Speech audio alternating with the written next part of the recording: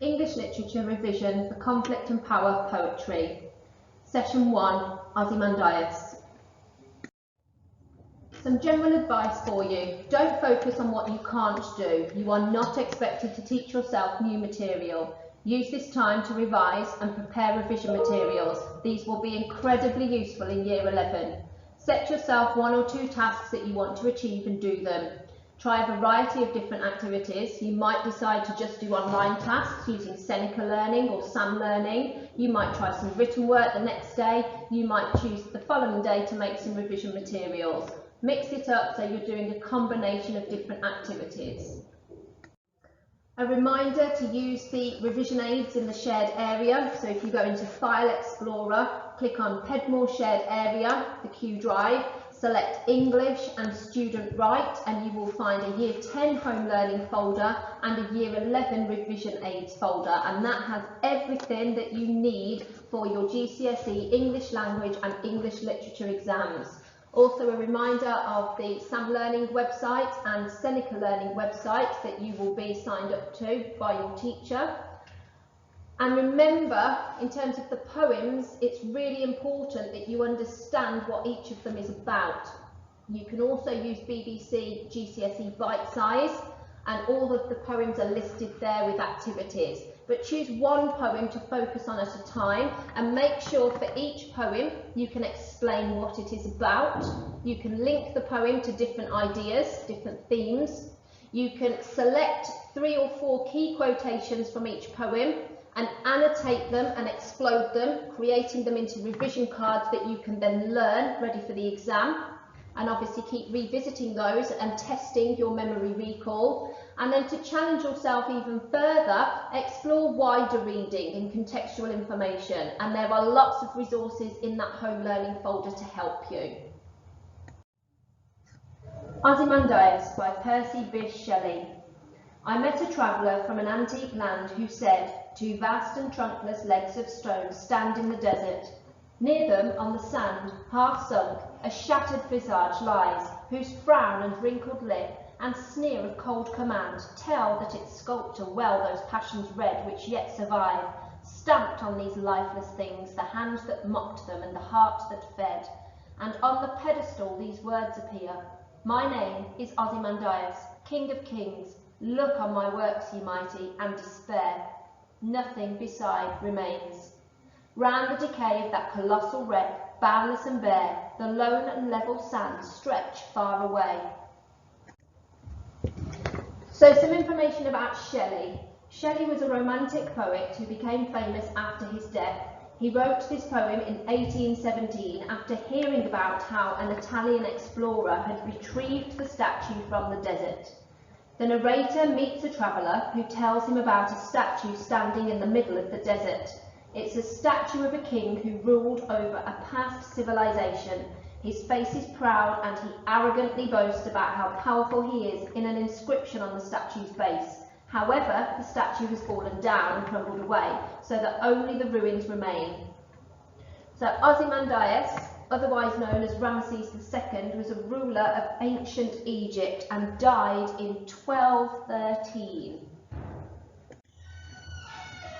Ozium means breath or air, and mandate means to rule. So you can see straight away Ozymandias means breathe to rule. Okay, line 1. I met a traveller from an antique land. So Shelley frames the poem as a story to make it clear that the narrator hasn't even seen the statue himself. He's only heard about it. And that serves to emphasise how unimportant Ozymandias is now. In line 2 and line 3, we have reference to 2 vast and trunkless legs of stone stand in the desert.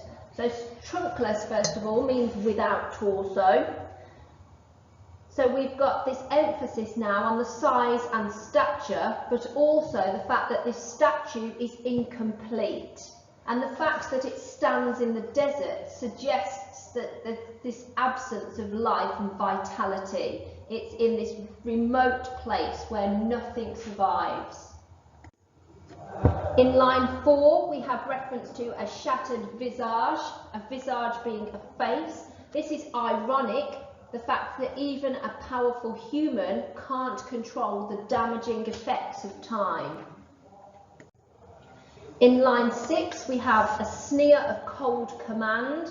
So that shows that the sculptor understood the arrogance of the ruler, Ozymandias, and we've got the use of alliteration there on the C sound, cold command, to reinforce that point. On line 7, we have the word survive and also the word lifeless. And having these words on the same line hints that art can outlast human power, but the ruined statue shows that ultimately art cannot immortalise that power. On line 8, we have the hand that mocked them. So mock can mean to ridicule, or it can mean to create a likeness. So maybe the sculptor intended his statue to make fun of Ozymandias to some degree. And now we move on to look at the pedestal, the base of the statue. So in line 10 and 11, my name is Ozymandias, King of Kings. Look on my works, ye mighty, and despair. So first of all, in line 10, King of Kings. He's arrogant, he's powerful, and that contributes to this arrogance. And he even challenged other rulers. He was the best of all the kings. In line 11, you've got the imperative command, look on my works. So that stressed syllable at the start of the line heightens his tone of command. He expects to be obeyed. And then the end of line 11, we have the word despair. So we have some irony there. He's telling other rulers to despair because of the size and grandeur of his works and the sheer size of his power. But in fact, they should despair because their power is temporary and ultimately it's unimportant, just like his. Line 12 into line 13, we have round the decay of that colossal wreck. So first of all then, the word decay. We have a ruined statue here, which shows how human achievements are insignificant compared to the passing of time, the power of nature. And then that colossal wreck, it's huge. And then moving on, in line 13, boundless and bare, the lone and level sands. So you've got some alliteration there which emphasises this feeling of empty space in the surrounding desert. Boundless and bare, the B sound repeated. Lone and level, the L sound repeated, to emphasise that empty space. And then the final words, stretch far away. The desert is vast and it survives far, far longer than the broken statue, again emphasising the insignificance of the statue and ultimately of Ozymandias. Okay, so now you should be able to summarise what the poem is about in full sentences. If you were given a blank copy of the poem, you should be able to annotate it with the points that I've discussed and anything that you've come across from your own independent study of the poem, plus obviously your personal responses to the lines that you read. So you should now be able to select 3 or 4 quotations that you like the look of and explode them, remembering to explore multiple connotations of individual words, identifying any obvious techniques that the poet has used, such as metaphor, simile, powerful verbs and so on, and exploring the impact that those are designed to have on us as the reader. Okay, as many different alternative interpretations that you can come up with. The more you can say about a quotation, the better, because that develops your response and moves you up the mark scheme. And moving on, can you say anything about the poem's form? Remember, form refers to how the poem appears on the page. So look at how many lines the poem has. It has 14 lines. Now, traditionally, a sonnet would have 14 lines and have a turning point in line 9, okay? However, this doesn't follow a regular sonnet rhyme scheme. It hasn't got that strict rhyme scheme of a sonnet, perhaps reflecting that human power and structures can be destroyed. However, that sonnet, that link to a love poem, could link to Ozymandias' love of power and that arrogance that came as a result. Okay? Remember as well that the story is a second-hand account, and that distances us even further from Ozymandias, the dead king. And then in terms of structure, structure is how the ideas are built up. So here the narrator builds up an image of the statue by focusing on different parts of it in turn, and it ends by describing the enormous desert, which helps to sum up the insignificance of the statue. So the irony is that there's nothing left to show for Ozymandias' arrogant boasting and his great civilization, except this ruined statue, which is a symbol for the temporary nature of political power or human achievement. So Shelley's use of Shelley's use of irony here reflects his hatred of oppression and his belief that it's possible to overturn social and political order. So the poem is full of the language of power. The poem focuses on the power of Ozymandias, representing human power. However, that power has been lost and is only visible due to the power of art in what remains of the statue. So ultimately, nature has ruined that statue, and it shows that nature and time has more power than anything else. We've also got angry language at times, so that tyranny of the ruler is suggested through aggressive language, aggressive vocabulary. See if you can pick those out. So now it's time to expand your knowledge even further and do some contextual research. So look at who was Ozymandias? Why is it relevant that Shelley was a romantic poet? What were the romantic poets known for? How does the structure of the ideas in the poem reflect those ideas? You could start by looking at the British Library website, any resources on the shared area in your home learning folder or the Year 11 revision aids folder. Find out contextual information to answer those questions and any other interesting articles about the poem. In terms of context, Romanticism was a movement that had a big influence on art and literature in the late 1700s and early 1800s. Romantic poets believed in emotion rather than reason. They tried to capture intense experiences in their work and particularly focused upon the power of nature. Shelley also disliked monarchies and the absolute power and the oppression of ordinary people. So he had radical political views, and they were inspired by the events of the French Revolution, where the monarchy was overthrown. So find out what you can about Shelley to add to what I've already told you. Now you need to start making links with the other poems in the cluster. So there are 15 poems in total. You need to consider how and why this poem can be linked to any of those other poems in the power and conflict cluster. Remember, they're all linked by the theme of power and conflict, so be more specific now in those links that you make. So for example, this poem clearly shows the power of an individual as well as the power of nature. So consider which other poems from the cluster also contain these ideas. Okay, so themes in this poem, key themes, you've got pride in the ruler who was proud of what he'd achieved and calling on other rulers to admire what he did.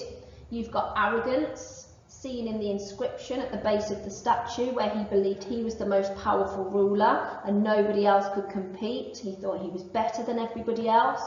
You've got power in terms of human civilizations and achievements being insignificant compared to the passing of time, and the fact that art has power to preserve elements of human existence, but it's still temporary. So you can start making links then, for example, with My Last Duchess, which also represents human power and pride and life represented in art. You've got Prelude and Exposure and Storm on the Island, which all show the power of nature. So that should start you off with making those links. Some questions for you to consider as well to enhance your understanding of the poem. Why do you think the poem is set in a vague antique land? Why do you think nothing beside remains comes directly after the ruler's proud inscription? What does the poem suggest about the way Ozymandias ruled? And how might Shelley's status as a romantic poet have affected the tone of the poem? Okay, now it's time to move on to look at some exam style questions. So here we have a sample exam question. Compare how power is presented in Ozymandias and one other poem from the cluster. So your first task is to read that question carefully and identify your key focus. Okay, so in this question, you have to compare power. You would need to plan your ideas out, so decide which other poem most reflects that idea. So power, which other poem reflects the idea of power, and start planning your idea out. So split your page into two, Ozymandias on one side and your second choice of poem on the other, and bullet point how those poems reflect that idea of power. Once you've spent 5 minutes planning your ideas, you need to move to write your introduction, explaining how power is presented in this poem and also in your second choice of poem. And once you've finished your introduction, you need to move to your first PEA paragraph. So first of all, focus on Ozymandias. And remember your PEA checklist. Remember to develop the depth of your analysis by exploring multiple connotations of multiple words within your selected quotation, but also remember that these connotations have to be relevant to the focus of the question. So in this case, it's power. So keep focused on that key idea that you are comparing. Once you've finished that first paragraph, you move to your second PEA paragraph, and this time you're dealing with your second choice of poem. So you're constantly alternating your PEA paragraphs between the two poems. So once you move to your second poem, you then, within your analysis, once you've worked through the checklist, you need to explore the similarities and differences between the poems, remembering your comparative connectives. Because remember, the question also asks you to compare. So you have to make those links and explore similarities and differences. So you're aiming for 3 PEA paragraphs on each poem. So that would be 6 in total. But that is just a guide. It is quality over quantity. So 4 really detailed analytical paragraphs, i.e. 2 on each poem, would be fine. Okay? And as a guide, an analytical paragraph, a detailed analysis, would be approximately 1 side of A4 paper. So once you've finished your PEA paragraphs, you then need to move to your conclusion to round your answer up. So you sum up the key focus of the question. So in this case, sum up how power is presented in each poem and explain which poem you find most effective at presenting power and give a reason why. And that will round your answer off nicely. So we have a copy of the mark scheme here, and you can see how many marks are available. 30 marks are available, and to get the top level 6 is 26 to 30 marks. And what you most need to be concerned about are the key words in the left-hand column. So for level 6, convincing, critical analysis and exploration. Underneath that you can see for level 5, it's thoughtful, developed consideration for 21 to 25 marks. You can see at the top of that grid, as the 30 marks available, 12 marks are available for assessment objective 1, which is your understanding of the poem. 12 marks are available for assessment objective 2, which is for you to select your quotations and analyse them.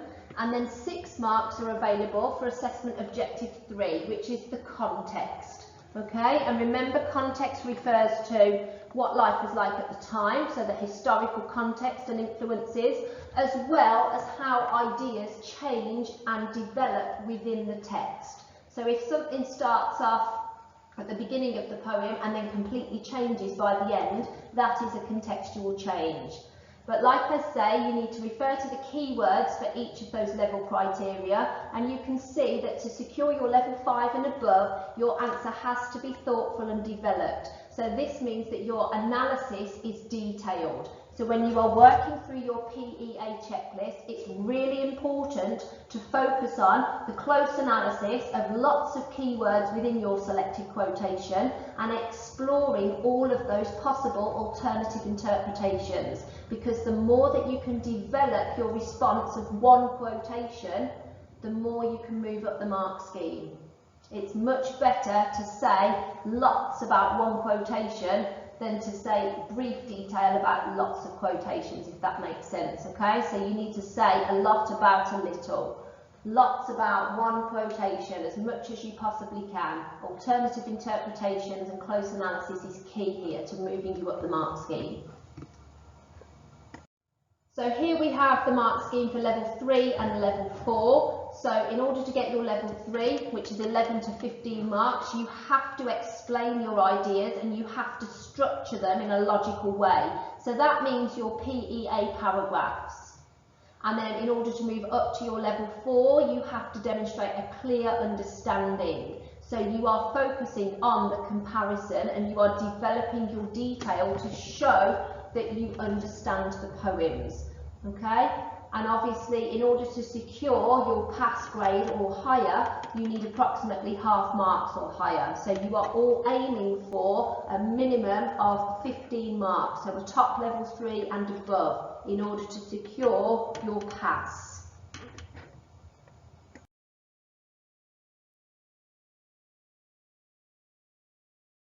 A reminder to explore the resources in the shared area. So there is the Year 10 Home Learning folder and the Year 11 Revision Aids folder. There are lots of resources in there for you to support your studies, as well as online resources in SAM Learning and Seneca Learning. But it's really important that you understand each of these poems really thoroughly. So use BBC GCSE Bite Size as well. All of the poems are there, so there's activities you can complete on there too.